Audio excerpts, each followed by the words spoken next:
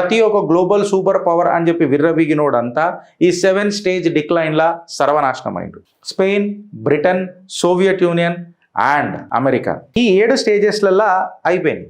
అయితే ఇది ఐడియాలజీ లేక కాదు, కల్చర్ లేక కాదు, ఆర్థికంగా వీళ్ళు వెనకటికి గట్టి లేక కాదు. నిజంగా చెప్పాలనంటే వీళ్లకు ఓవర్ కాన్ఫిడెన్స్ అయ్యి సిస్టమ్ని గెలుపుకోవడం వల్ల రాత్రి కొలాప్స్ అయినాయి.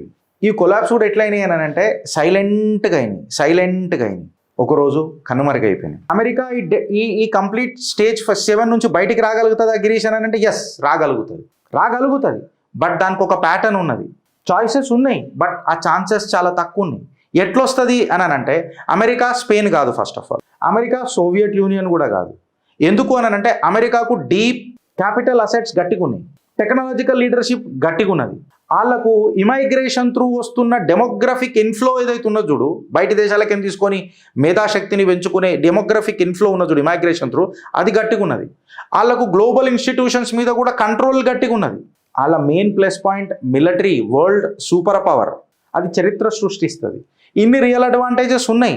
కాకపోతే ఇది ప్రొడక్టివిటీ కిందికాలు కన్వర్ట్ చేయగలుగుతారా అని అనేది ఒక పెద్ద క్వశ్చన్.